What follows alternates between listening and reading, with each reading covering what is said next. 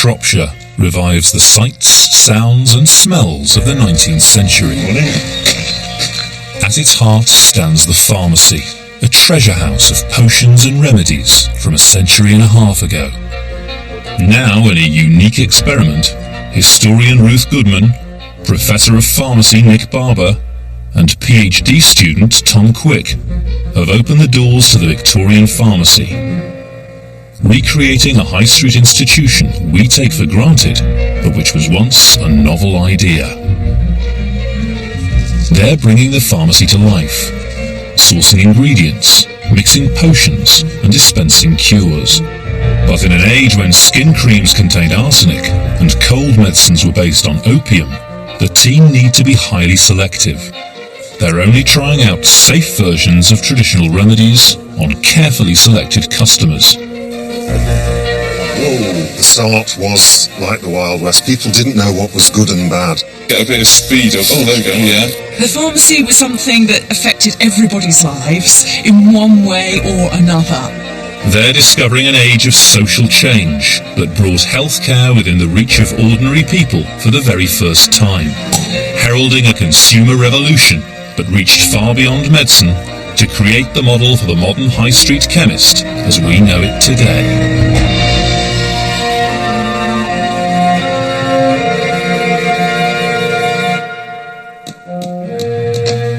So far, after a grand opening, the pharmacy team have made the transition from the traditional remedies of the early 19th century to the birth of new scientific advances. Now they're taking on the medical and commercial challenges of the 1850s and 1860s. Hello there. As promised, Professor Barber's Miraclettes.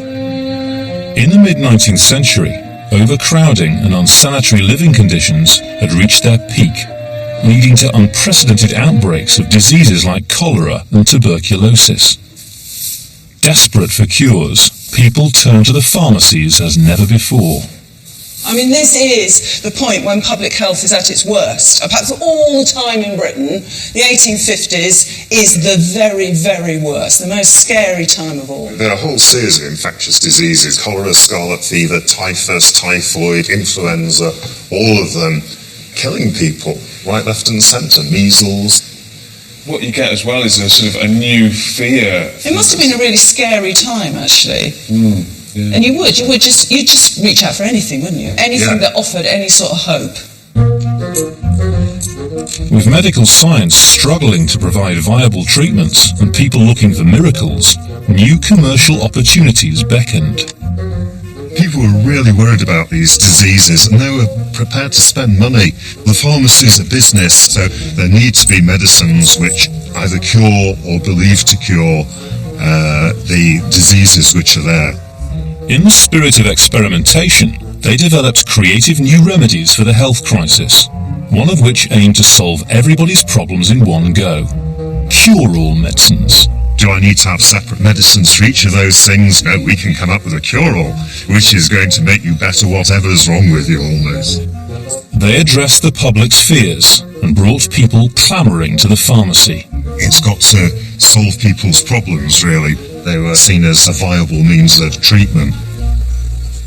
The team are going to make their very own Victorian-style cure-all.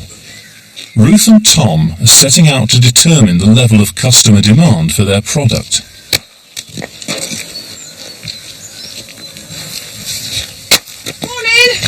Morning.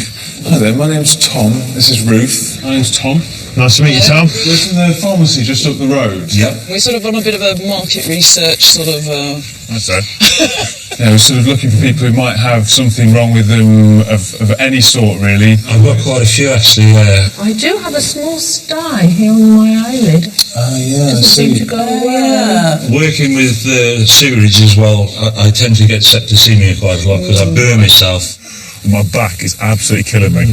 I've got a burn there, which is in an open joint, movable joint, which takes some healing up, and then quite a nasty one on my elbow. That's really horrid, that is. Yeah. I've had a really sore throat for a couple of months now. I've had quite bad tonsillitis. And then the other thing, my knees. They swell up, and then of course there's Anything you can do with baldness would be appreciated. With potential customers lined up, Nick needs to decide on the ingredients for their medicine. Bryony Hudson, curator of the Royal Pharmaceutical Society Museum, has brought him some examples of genuine cure-alls for inspiration. Well, some of the really big sellers are things like, let's have a look at them, I guess Beecham's pills here. Started off, Thomas Beecham went round the markets in Lancashire selling pills that gradually got more and more popular, hit the national market, so he was a really big name. We've got Holloway's pills, again Thomas Holloway, who starred himself as a professor, no medical background, but absolutely hit the big time, was making so much money, he died a millionaire. Did people know what was in them? Could they say, oh well, it's got this and this in it, like you can now, and I don't like that? Or... No, not at all. Part of the mystery, and perhaps part of the appeal, was that they were what were called secret remedies. So there was absolutely nothing in law that meant you had to reveal what was in them. They didn't have to reveal any scientific basis to a claim that they could cure this massive list of diseases. And how many would people take? Were they generally a sort of a one a day or one a week sort of minimalist thing? Some you would want to say just when you were ill, but a lot of these, no, you really did want to encourage people to take a regime of many. Morrison's is a really good example. People were taking up to 1,000 of the pills a week, and in the 1830s, the first case of someone dying, clearly a very serious issue, you had to trust your pharmacist, or trust the advertising, or trust the person that recommended it to you, that they wouldn't do you harm and they would do you good. Ruth and Tom are making headway, gaining trust from their potential customers. We're coming up with a kind of concoction, aren't we, that would have been considered a cure-all. They're a sort of medicine that would cure a whole range of things. I certainly think that these pills should, well, they're certainly designed to help you. Everything. Be a general tonic for the body, Yeah. so yeah. Would you be happy taking them? Yeah, give them a go. Yes. That would be great. Great. Okay. I'm willing to try everything. Well, if you can stop it growing in my ears and let me know, put a bit on my head, that would be lovely. With a growing number of ailments to treat, Nick wants to find an authentic formula. Fortunately, although these remedies were secret at the time, a book was later published by the British Medical Association revealing the hidden contents of popular cure-all brands. So this is Secret Remedies. What they cost and what they contain. Exactly. So what they were aiming to do really did spelt out on the cover. A lot of them have things like senna, aloes, licorice, rhubarb, that sort of thing. All right. Most of them were laxatives, and so they did have an effect. People would think it's working because I Exactly. can feel there's an effect. One example, the wonderful title Pink Pills for Pale People, which is great. They were claiming, as with all of these things, they could treat a really wide range of diseases. Really like one of the adverts says that the dark days of dyspepsia. Dr. Williams' Pink Pills go to the very cause of the mischief. If you look at the ingredients, nothing particularly worrying. Certainly got licorice in there, got sugar in there. Along with sulphate of iron and potassium carbonate, but I don't think anything that would have done anyone great harm. No, or great good either, for that matter. Today, it's hard not to be sceptical about the ingredients of cure-alls, but in the mid-19th century, many people genuinely didn't know any better. There was little scientific understanding of the cause of disease. Nobody knew, in our everyday terms now, what really worked and what didn't. Through into the middle Victorian times, people believed that infections and disease often came from decaying matter, and that this raised up an invisible gas, which they call a miasma. The miasma theory of disease believed that disease was spread by evil clouds of bad-smelling air. People said, well, obviously, these new diseases, they are caused by the evil miasmas. Wherever there is stink, there is illness. And they believed it was the same miasma for everything. So it was the same one for cholera as influenza, but your body, your constitution would react to that miasma in a different way. And that's what would give you the disease state. if they had a bit of flatulence or a bit of diarrhoea, they didn't know whether it was the start of cholera or not. So that's when they take their cure-alls. They take it to nip the disease in the bud and stop it progressing. With their thinking rooted in false scientific theory, pharmacists were inadvertently misleading the public. Pharmacists in the 1850s are somewhere between sort of the quacks on the one hand who are just out there selling things which they knew were pointless, and the scientists who were researching things, and they'd be selling things which people believed would work. But they had to make a living out of it as well. The pressure to make money was very real. Records show that in the middle of the 19th century, about 100 pharmacies went bankrupt every year. Shops opened 6 days a week, often from 8 a.m. to 11 p.m.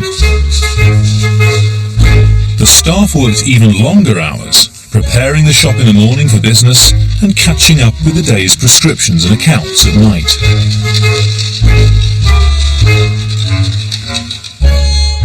Organising their expensive stock was another time-consuming priority. Poor storage or overstocking could put their whole business at risk. Supplies come in quite regularly in batches, and of course the things have to be stored properly. It's no good putting herbs down in a cellar, for example. They get damp. They're better off being decanted into the drawers here where the atmosphere is dry and people are opening the drawers fairly regularly, so you're getting plenty of air supplied through them. Looking after the things is in some ways as important a part of a pharmacist's stock in trade, knowing how to care for things so that they don't lose their potency. I don't like having the cenopods, for example, in a glass jar because the light fades them and starts to break down their properties. So they're better off being stored in the drawers. Really useful stuff, cenopods. One of the most effective of the herbal laxatives. So make sure I put these back in the right places.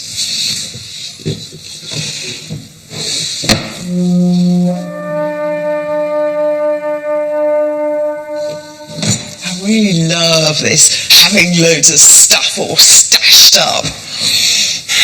It's really sort of, I don't know, the magpie in me. And of course, should I get ill, everything I might possibly need is here.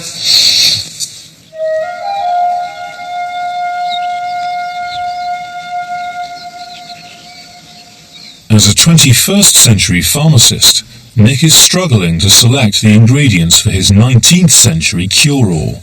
We know that one set of ingredients is not going to cure all ailments. So what I've got to do is put my modern knowledge behind me and try and find something which is authentic, which will have an effect on the body, but also we need to make sure it's really safe. He turns to his pharmacy's prescription book, a log of preparations doctors had requested for their patients, which were administered by the pharmacy. A lot of people couldn't afford to use the doctor, but these cure-alls were sometimes prescriptions which the doctors use. They'd sort of cut out the middleman. People could get access to these doctors' medicines by just going to the pharmacist and purchasing them over the counter. Here Nick finds inspiration for his formula, and finally decides on a variety of perfectly safe ingredients. He's showing Tom how to turn his formula or recipe into their first batch of pills, enough for 20 customers. I've got a secret recipe. So what are we putting in these? That's secret. Secret. I'll tell you, because you're an apprentice, I need to know. So what I've got is some soap powder, acts as a laxative. They actually use quite a lot in Victorian days. Some licorice roots going in. It helps people cough and can protect the stomach as well if people have ulcers. Grinding them together now, nicely. And then we've just got one more thing to add, which is rhubarb, ground rhubarb root. It's laxative, and so actually 2 of these ingredients are laxative. What we've got to do now is bind this together. So a little glucose syrup, a little bit at a time, just It's quite a laborious process, isn't it? It's kind of the sort of thing you can imagine an apprentice like me having to do quite a lot, just standing there, pestle and mortar. You have a good right arm, I'll tell you. It's worth the effort, I can assure you. So I suppose the main cost is man hours, if anything. On average, the price charged for just one pill would have covered the cost of making over 200. Coming together nicely now. They sold in massive quantities, despite having what we now know were very modest healing properties. If you give people a sugar-coated pill and they think it's a medicine, you can get 20-30% recovery rate in some conditions. The power of the mind to heal is quite amazing. And this is just beginning to thicken now at the bottom here. I think this is it's quite a nice situation, really, to be in, watching the pharmacist so hard at work. I'm doing something wrong somewhere. I'm not sure what it is. Just no, I'm learning a lot. A little bit more on the crumbly bits. All that powder just gradually comes together into this sort of cake, if my calculations are correct. Cheesecake base, isn't it? Yes. I don't think it'll taste as good though. Shall we have a go at actually rolling some pills then? Yep, it is now one mass. The pharmacy has a brass and mahogany pill-making machine, which Tom's getting his hands on for the first time. So what I need to do here is sort of break up a bit and make it into a sausage, don't I? That's right. Before this machine was invented, the pill mass was rolled out by hand and cut to size with a spatula. Roll it down into a long, thin sausage. You know, this is a really piece of advanced kit in a way, making sure you got the same dosage for everyone, because it standardises the size of each little pill coming out. That's looking good. Still a bit too much though. Oh no, look. Flattened the thing. You don't need a lot for this at all, do you? Now we just sort of roll it across these bits, yeah? Yep. This way round, though. The brass grooves are designed to cut a spherical pill. Push back and forth a few times. That's it. Get your body into it. And we have lots of kind of slug-like pellets. Try and make them look a bit better with this pill rounding device. They do look horribly like rabbit droppings. I think we needed to have slightly stickier pills.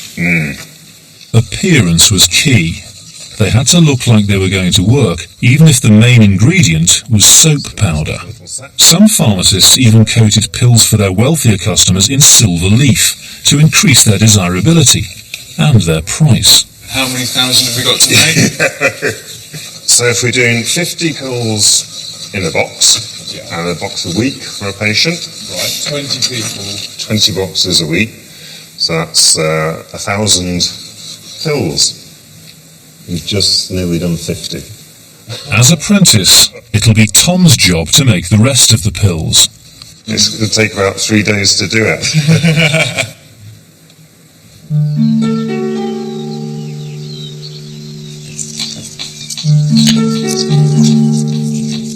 In the kitchen, Ruth is making a remedy for Bill Jones, the plumber who complained of hair loss.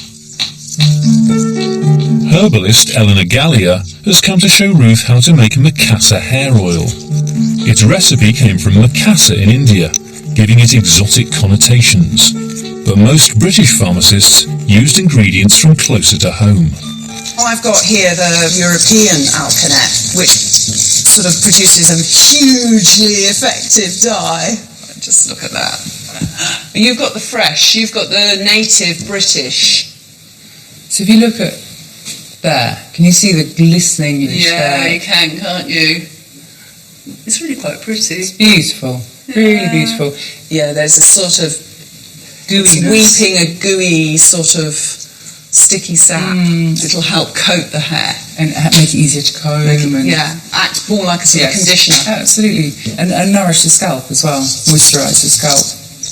Victorians didn't have a proper understanding of hair loss and saw it as an illness. One 1864 medical report stated its causes as habitual drinking, late hours, violence, intense study or thoughtfulness, and the pernicious practice of constantly wearing a hard, non-ventilating hat. What we'll do is we'll put it all into cold oil and then heat it above the fire. This recipe has gone unchanged for hundreds of years. I'm just going to stir this in. Yeah, Already pink, even cold. Yeah, lovely. The mixture needs to heat for an hour before the remaining ingredients can be added. Shall we have a cup of tea? Yeah, let's do that.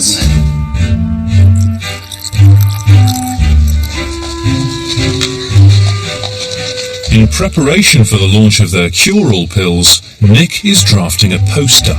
In the 1850s and 60s, more people could read, printing processes have improved, and advertising really started to begin to take off. And it was really influential on people. But even in Victorian times, there were some limits on the claims you could make for a cure-all. Nick is seeking advice from barrister Phil Taylor on what it was legally safe to say. Yeah, I've got something to start with. Professor Barber's Miraclettes, the miracle medicine. If it does not cure all your ills, we will pay £50 as a way of getting the public in to buy it. Is that okay? Yes, I think it probably is, because this is a reward. But you have to understand that if the cure does not work, you have to pay the money. That's the big problem. The reward offered for one Victorian product, the carbolic smoke ball, set a precedent for penalising false advertising promises. Mrs. Louisa Carlill actually bought that, having seen an advertisement which clearly says, if you then contract influenza, having used our smoke ball, you can get £100 as the reward. So this would have been something which would have been inhaled, there'd be a nose piece or something, and people would inhale this, they're supposed to keep them free from influenza. She tried it, but she actually contracted flu, so she wanted her money. Of course, they wouldn't pay her. Right. So what then happened, she decided to sue them. She was a tough lady, and she went through the courts, and this case, probably the most famous case in English law, clarified the law, so they had to pay up. Okay. I think we crossed that bit out. Yeah. What about other cures? Can I claim it cures anything? Insomnia I thought of. Why don't we have consumption? You could have depression to a certain extent. Low spirits, they probably put then. But of course the important thing is that you're not offering a reward of any sort. And then you should be safe. Great, thank you. We're ready to go. Good. What happened to the patient, by the way? Well, she lived to a ripe old age, 97. Died in 1942 of influenza. For Nick, this relative lack of rules is unfamiliar territory. It was completely different, of course, to how things are today, when we've got a whole mass of rules. Lots of medicines can't be advertised to the public at all. And if you do advertise medicines, there's got to be evidence as to how they work, whether they work and can really cure you or not. You can't claim anything cures unless there's a whole load of evidence behind it. You'd have to give information about side effects and all sorts of things. So it's a very different situation. I'm going to get the printer to print lots of copies. I'm going to put them all around the town and try and get people to come in and buy my miracle cure.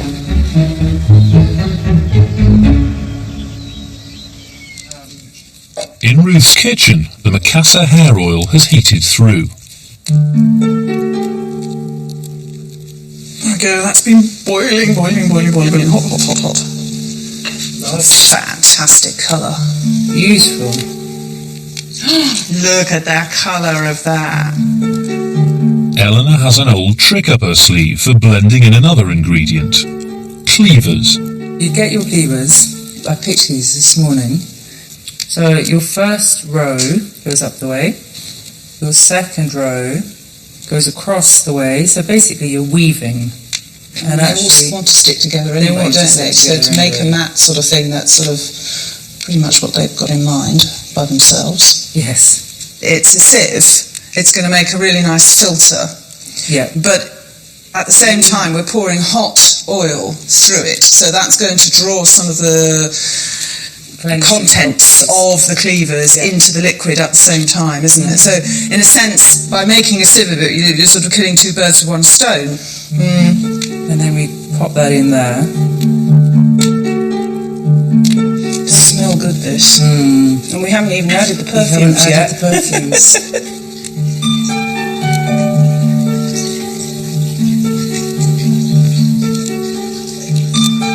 Good. Looks like it's coming through quite nice.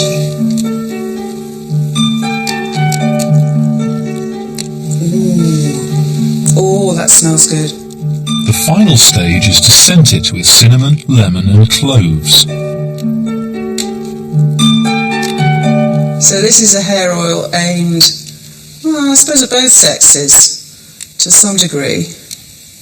And people usually put sort of slightly different scents in according to whether it was a male hair oil or a female hair oil. And this one could actually go either way. It could go either way. Yeah. And it's just how you package it as to whether it's for women or for men.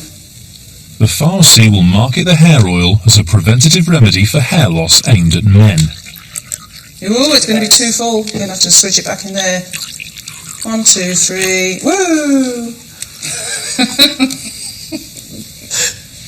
Many enterprising pharmacists expanded its appeal beyond medicine as a health and beauty product aimed at women. That's a lot of hair oil, isn't it? Lots of hair oil.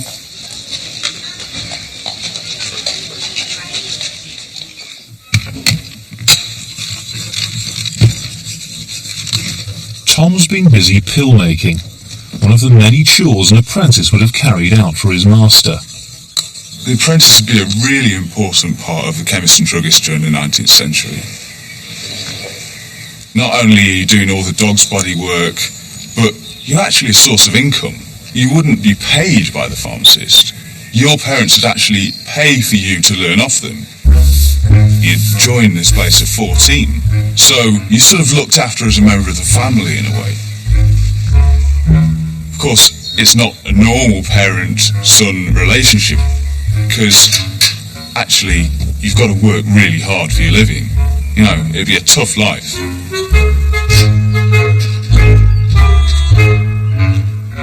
An apprentice had to impress his boss, and Tom's hoping to do just that by drumming up further publicity for Nick's cure-all medicine. He's drafted in engineer Chris Hill to help him put together a promotional stunt. What we want to do at the pharmacy is make some sort of a bit of an event, really, and a bit of a show to attract some customers. Okay. And what we thought we could do is maybe fix up some sort of machine that we could maybe power a pestle and mortar with, so we can show our ability to grind all the medicines and so on. Okay. An automated grinding mechanism. That's right, yeah. Set that slightly. He's been inspired by a contraption used by a chemist in Knaresborough in the early 19th century. A pestle and mortar powered by a dog. Victorian England is actually filled with advertising, and there are adverts in all the papers. Some of the papers are just composed of adverts in exactly the same way as today. What's fascinating about doing a stunt like a dog pestle and mortar is that you're creating a real physical event in the street. And it's a lot more local. It's a lot more, you're advertising on a local scale. Chris is going to make the machine. All Tom needs now is the dog.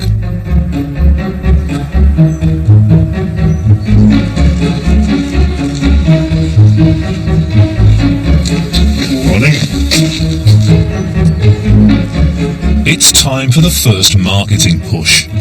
Nick's claims for his cure-all have been put into print. I can feel them working already. The first batch of Professor Barber's Miraclettes is ready for delivery. Morning, Ross. Morning. I've brought you something. We've got some special pills for you. Pharmacists, of course, are a business. We have to make a living. We've got these miracle cures today. And that means getting in touch with your local community. Hello there. As promised, Professor Barber's Miraclettes. Thanks very much. It means finding the products that they want to buy. We'll see if it sorts out your back. It should certainly clean your blood, if nothing else. Clean the blood, right. Sure, I need a bit of that. And you'd have to project an image that was enormously trustworthy and deeply convincing. I have my doubts. Really? Okay. Do you know what's actually in it? With the best will in the world, it's not going to cure everything, is it? I think pharmacists would have been quite coy about revealing their secret ingredients, Of actually. course, yes. Hope that it does some good. Any side effects that I might? You could tell us. Must have been quite difficult, mustn't it? Sort of maintaining this front. Gotta go and sell some more.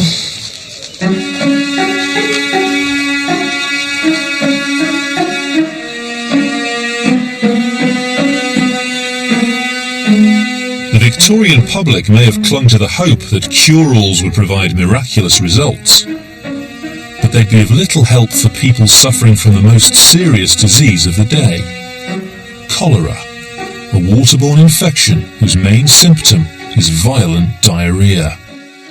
Cholera was an appalling illness because they were just shrinking and wizening and dying from dehydration, ultimately.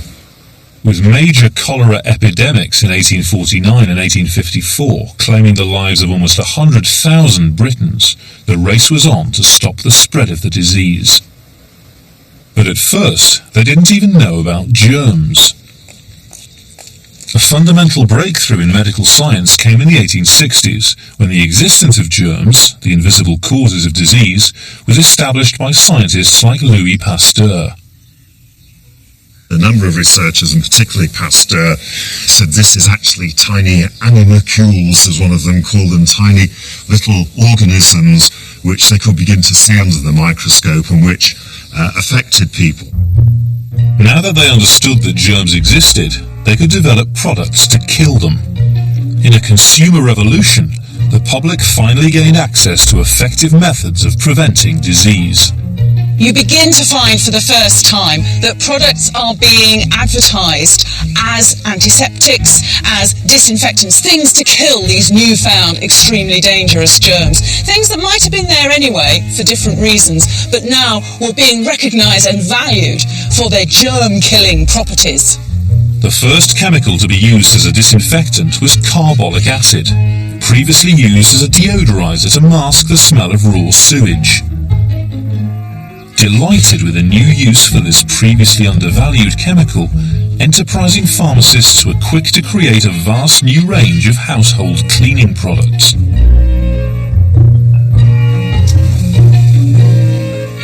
To make his own disinfectant, Nix asked scientist Mike Bullivant, who's running the lab, to help him extract some carbolic acid from its unlikely source: coal tar.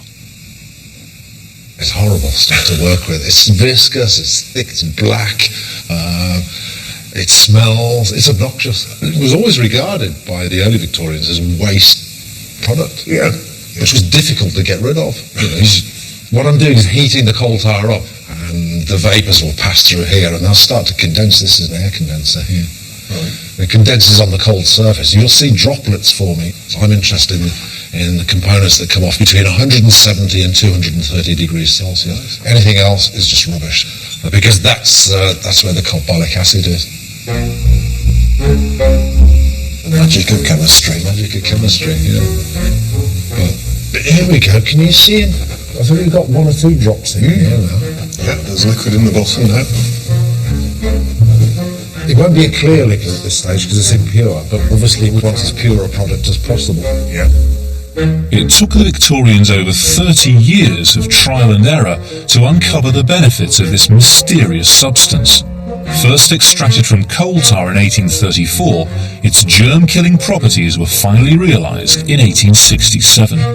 One of the first people who sort of used this for health was Joseph Lister, the surgeon. He reduced the death rate in operations by using this. What, carbolic acid? Yeah. A patient lying on an operating table had less chance of living than a soldier at Waterloo. It's true. I mean, 35% death rate from infection after surgery. After amputation, 2/3 of them died from an infection. And so what Lister did, he got carbolic acid, and he made it into a paste, and he also had a spray. Who sprayed the theatre? He sprayed the wounds. Oh, yeah. Everyone was working in this mist of carbolic acid, which, as you know, is really nasty stuff. It's when it's corrosive. concentrated. Yeah. But they'd be spraying this into the wound when they were doing surgery, and the death rates dropped. 1 in 7 people died after they introduced this. So big improvement from, 2 out of 3. Come on, chicken. Come on. Come on. Give us your carbolic acid. Hey, cousins, look at that. Look at that cow. Oh, it's gorgeous, isn't it? This is all profit. I think you've hit your upper limit there. I think we'll call that a day. So it's a matter now of just letting it cool down. Okay. And then we'll come back and we'll have a look a bit more closely at what's in here. Let's go for a bite to eat whilst that's doing. Yeah, it's safe enough.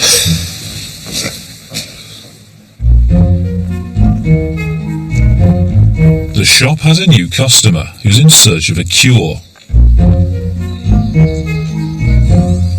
Local council worker Maria Morris has a bad back. It's mainly across the shoulder blades. I've had physio in the past, but it hasn't really done a lot. So it's sort of muscle. It's yes, mainly between the shoulders. Shoulders. Yes. Yeah. Well, I think in the Victorian period there would have been several options available to you. There would be all sorts of creams and things you could have rubbed in. Right. But there was a brand new treatment that you might be interested in. Tom, have you got that electrotherapy machine? Yeah, just here. He's got into this, so... Right. Yeah, a bit of boys' toys, isn't it? Yeah. So, here we go. And this little contraption would be designed to give you an electric shock. Oh, right. To electrify your muscles. Invented in 1862, this precursor to the modern-day TENS machine was the height of technology.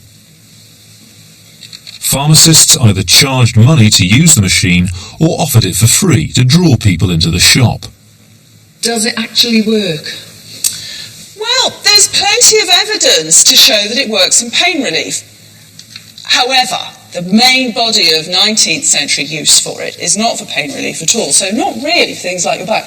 No. More for conditions associated just with being female. Oh, right. Hysteria. Oh, right, yes.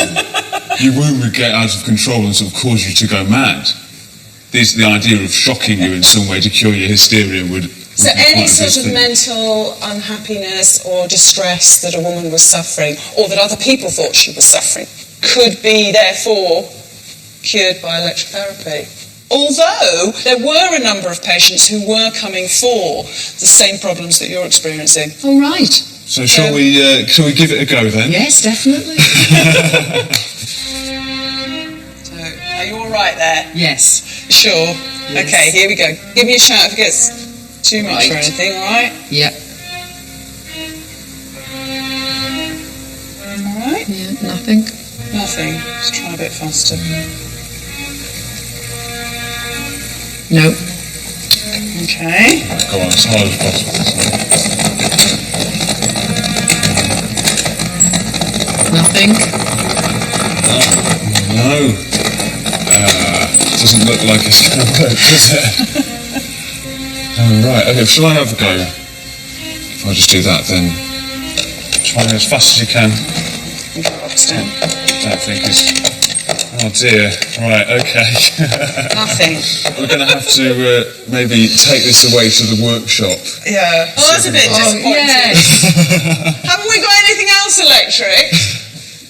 The pharmacy has one of Dr. Hoffman's electric brushes, which claim to cure everything from skin disease to paralysis. It's got like a zinc plate on the back. So you'd soak that in acid, wouldn't you? Yeah, and then that's copper. So it's sort of working like a battery. How rough is that brush, though? That is rough. That is rough, isn't it? It was important to Victorians to feel an effect in order to believe a remedy was working. I mean, I don't think you were supposed to do very much with it. I think you were just supposed to Just gently, and it's why, you see, so in order to carry the charge. Yes. So you'd be sort of like doing a sort of tingly stimulation all over the surface of the skin, a body brush. It's amazing, isn't it? It doesn't look to me like electrotherapy is going to work for us today for you. I'm really sorry. We do, however, have a very good line in liniments. We've got some really good ones, haven't we? I'll go and see where I'm going. Thank you very much.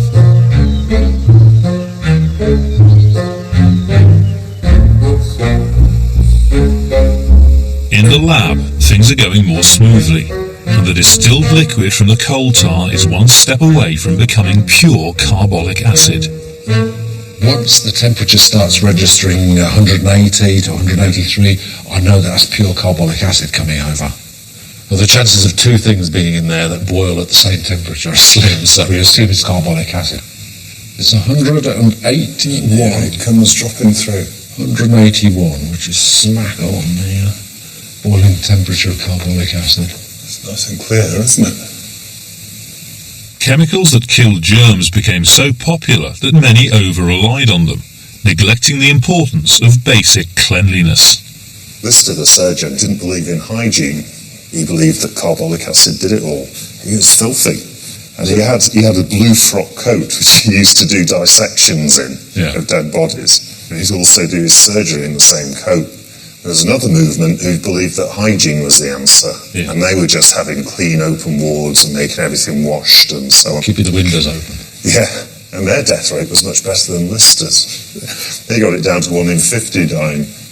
He ignored them for a long time until it was so clear that their method was better, and he said he thought about that all along.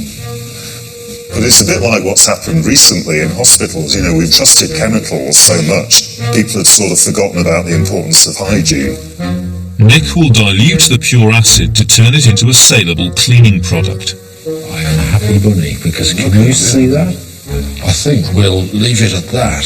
There is our carbolic acid, beautiful. In a boiling tube over there, there's some of the material we started out with earlier on. Coal tar. Wow. So we've gone from that to that. Wow.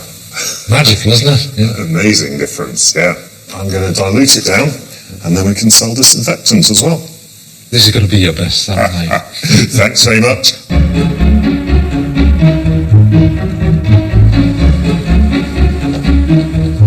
Engineer Chris Hill is putting the finishing touches to Tom's dog-powered pestle and mortar. Hey, Chris. One small dog. All right? Up until the mid-19th century, a breed of dog called a turnspit was often used to turn meat on a spit over a fire. The dog pestle and mortar is an adaptation of that technology. Hopefully, all we need to do is get Tilly to move a little bit. The turnspit dog is now extinct, so Tom's using a Jack Russell. Tilly. A breed less renowned for its turning capabilities. Noted. Come on. Now, Tilly. I'll give her a hand. Give her a little start. She'll be fine once we get sorted. Hey, come on, Tilly. There we go, look at that, she loves it. Oh, actually, she could get used to that. Look at the pestle going round. She's almost doing that by herself. Well, I think Tilly needs some sort of treat. Come on. What's that? Hey, look at that! Good girl.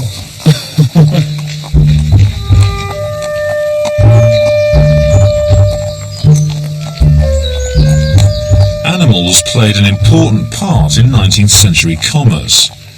Despite industrialization, most local transportation was still horse-driven. Many people still relied on livestock to make a living. With the veterinary profession in its infancy, animal health provided pharmacists with a lucrative sideline. If your livelihood depended on the horse as it did for the farmer, and your food supply depended on the animals as well, then clearly they wanted them to be healthy. Horseman Steve Ledsham has asked Nick if he can provide something to soothe the aching muscles of his Shire horse, Casey. Luckily for Nick, there was little distinction between animal and human medicines. He can use the same chemicals and techniques as he would in making a human remedy. The way they think about animals' bodies is the same as what happens to humans. A horseman would demand something that was similar to a medicine he'd applied on himself. Nick's making a liquid embrocation, or muscle rub, that will be applied externally. The white of egg, and then oil of turpentine, and we've got acetic acid as well. Just vinegar. People were likely to have more confidence in a medicine if its effects were noticeable. It's what's called a rubefacience. It gives you a warming effect when you rub it in, and feels good. So they work to some extent. Well, people would certainly have felt that they were working. I think this is getting ready to pour. Nick has an appointment to see the horseman later in the day. That should be enough for one, and that's ready to rub on the horse.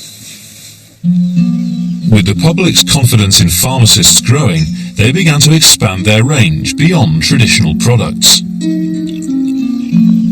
Inspiration came from their neighbours on the high street. I think I could probably go in another inch and a half. Yeah, I think.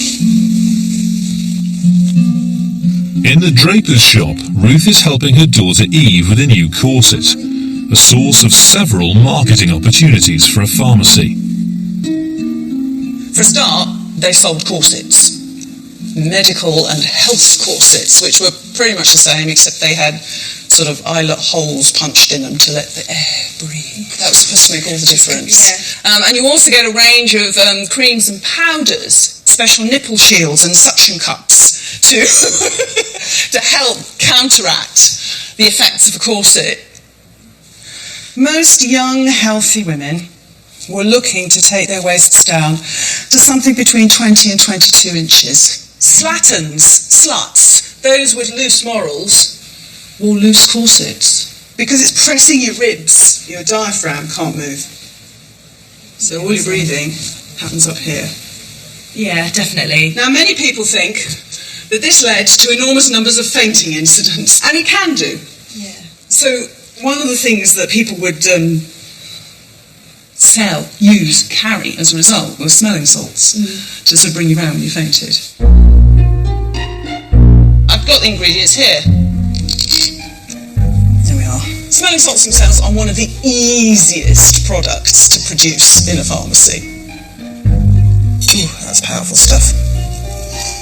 It's not about curing anybody, it's about profit. So I'll just need to sieve it. And this is the ingredient, really. This is all smelling salts are. Ammonium. Ammonia proper can in fact be produced by stale urine. This gives you some idea of the smell that we're talking about here. Nice. Swooning was considered to be very feminine. And even if you didn't actually faint every 5 minutes, the fact that you had your smelling salts and you might pull them out and you might say things like, oh, I don't know, I feel a bit faint. Actually, you didn't at all. But, you know, it was all part of the paraphernalia.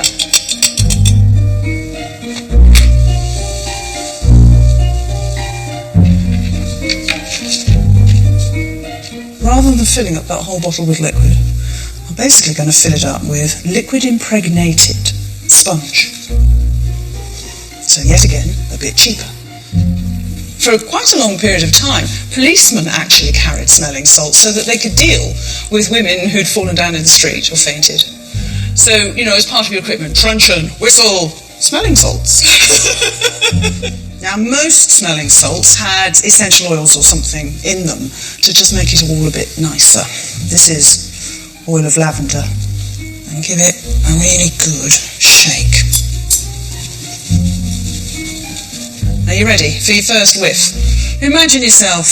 It's a hot day. Somebody's overlaced your corset, and besides which your boyfriend's watching. So you just faked a little swoon to look lovely. And some kind person takes a beautifully, beautifully presented scent bottle and waves it beneath your nose.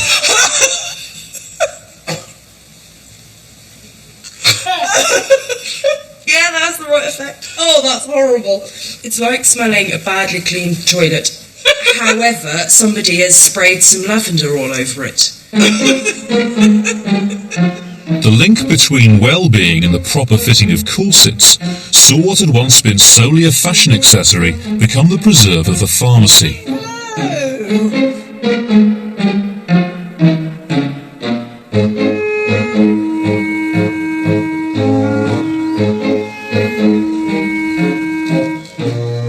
As apprentice, it's Tom's job to disinfect the shop.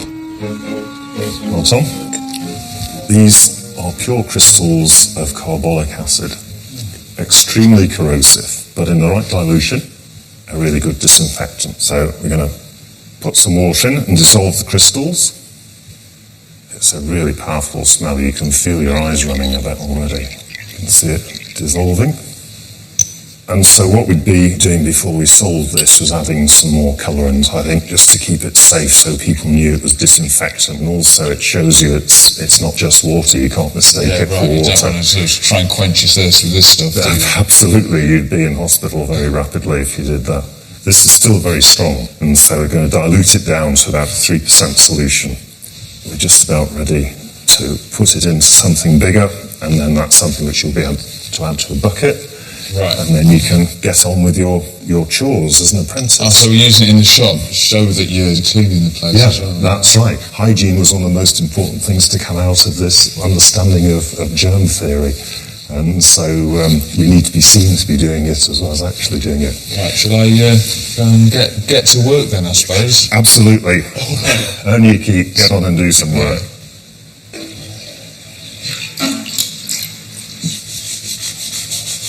Imagine it'd be a really unusual smell when it first came out. By using this disinfectant, it's kind of a way of taking control of health in your own home. You're fighting all these germs that the doctors keep talking about as a new cause of disease. In some ways empowering, but at the same time, it does tie you into having to buy the disinfectant all the time, of course. So it's great for our business. You've got to spend your money to do it.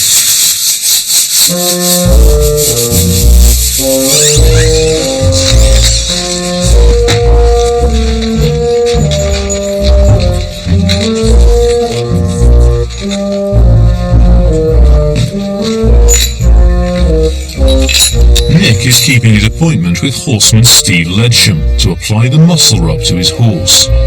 Vet John Broberg will check that Nick applies the embrocation correctly, and should be able to shed light on some other products Nick has brought from the pharmacy. So, John, I brought a universal medicines chest, which would have been brought to farms. It's animal medicines. General farm box. Yep. In the absence of affordable vets, pharmacists sell these DIY medicine kits to horse and cattle owners. Right. They contained a vast range of medicines. In Victorian times, there are all sorts of chemical mixtures. Right. Herbal mixtures, chemical mixtures. It may be the wrong shape, but that's a horse ball. Right. For the horse's general condition. Was it a bit of a cure-all, really? It's Yes, sort of... yes. So which end did they go in? Oh, these go in the front end. Oh, thank goodness for that. Yes, indeed. If you've got hands the size of mine, it can be a bit more difficult, but I'll show you. You're going to demonstrate it? I'll show you what Fantastic. was done. Yes. Show us how it is done. I am quite happy with the table between me and this enormous animal. Right, yes, he's a nice big chap, which means he's got a nice big mouth. Oh, which suits me better. Come on, fella. You are a big chap, aren't you?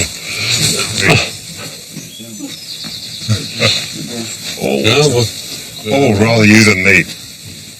You use the tongue as a gag. So you take the tongue to one side. That's the And your hand goes up to the back of the mouth, pops the ball down, and that's it. Not everybody would want to do that. How many vets have 10 fingers?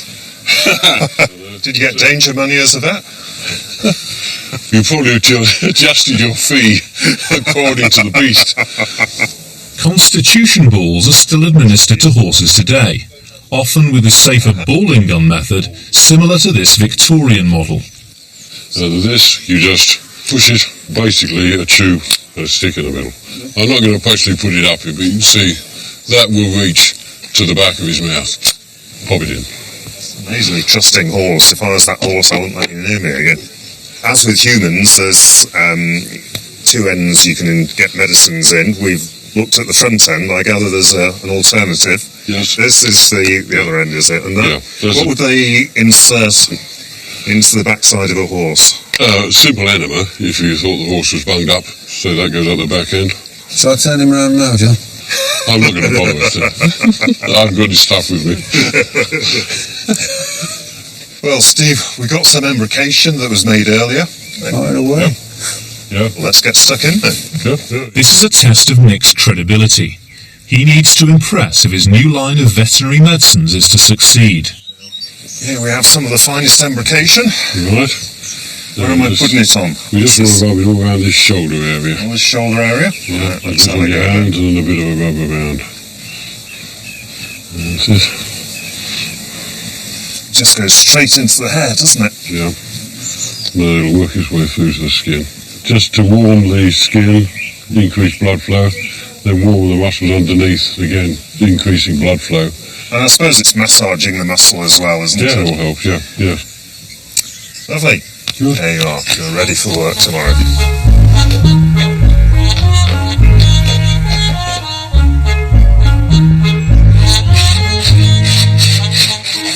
Having finished his cleaning duties, Tom has returned to electrotherapy.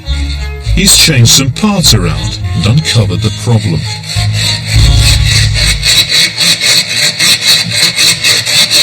How's it going? Finally got it working. Oh, really? Yeah. What's wrong with it? Really silly mistake. You know, we attached them there. Yeah. Well, there's the one. This is to that one. Yeah. Oops. Do you want to try it? Yeah, go on. Hang on. What do I do? Hold me Hold it tight. Make sure you hold it tight. Okay, go on. And tell me if it's too...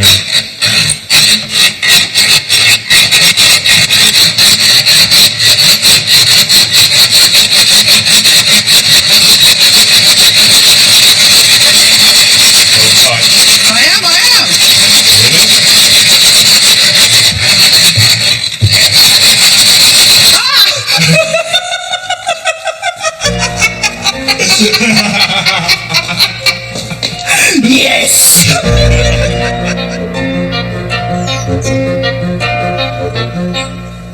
By the late 1860s, huge advances in the scientific grasp of illnesses enabled the pharmacy to come up with products that didn't just claim to cure, but were actually proven to kill germs dead. The pharmacy was progressing towards a more professional era. Blind trust was being replaced by scientific certainty. What's been amazing is the growth of scientific knowledge during this period and how the chemists and druggists have picked it up and been applying it. Start of the 1850s, some of them were borderlining on quackery, really. They didn't know what they were doing, but the chemists and druggists have taken their knowledge, been able to apply it to their medicines and really begin to make things which are much more likely to work. That feeling of giving a customer a product you really believe worked must have been great. I imagine that many pharmacists felt a real boost of confidence, a slightly stronger position in the community, and that must have helped them to expand out into a whole new range of products. But one thing the Victorians understood above all else was that no matter how great the advances of science and medicine, the best way to draw a crowd was good marketing. At last, Tom will reveal his newfangled marvel, the dog-powered pestle and mortar, giving Nick a chance to catch up with his cure-all customers. If they say the worse the medicine tastes, the better it does, I should be really fighting fit because it was vile. I didn't think they were too bad, actually, yeah? They were very nice. A little bit tart, but yeah. They're okay. Don't you think a sort of Victorian medicine should taste a bit I nasty? think it probably should taste nasty, yes. Have you got a sore throat there? No, it hasn't come back. Anyway, Fantastic. so It just shows they're fantastic. They work for everyone. That's healed up. This is nearly healed up. You had a sty on your eye? Yes, Is that I right? did. Do you still have it? I do. You see? Did your back get better? My back did get better, Fantastic. but I didn't take the tablets. The thing it did do for me is just give me a bit of extra flatulence. Oh, yes. Really? Fortunately, Nick has other products he can turn to, including Ruth's Macassar hair oil. Just put a bit on your hand. Oh. And how long does this take? Oh, well, I don't think we're working in minutes. It's Tom's moment to impress the public, and his boss. Big moment, Tilly. Tom, this is it, the big night. Oh, go on, Tilly, just for us. Well, watch it. She'll get it out of your hand any second. Come on. Go on, Tilly. Come on. Go on, Tilly. Oh, come on. You know you like cheese. You liked cheese before. No, you're actually bored of cheese now. You don't want any cheese. Tom's first PR stunt has drawn a crowd, and the pestle is finally turning. Ooh. But it's not being driven by Tilly the dog. This is not quite as it was planned, I think, was it? No, not entirely. Not entirely, Nick, no. Now, as an apprentice, you've got a lot to learn, clearly. You don't think dog power pestle waters have got a future? I think if we work on it a bit, we could get it going. But, folks, thank you very much for coming. I'd like to show you the first dog-powered pestle and mortar prototype. Thank you very much for coming, everyone. As the team look forward to the next phase of their pharmacy adventure, trial and error finally gives way to real scientific understanding. There you go. Wow. Next time on Victorian Pharmacy, Nick, Ruth and Tom will face an era of new laws and new inventions, and it will all go off with a bang.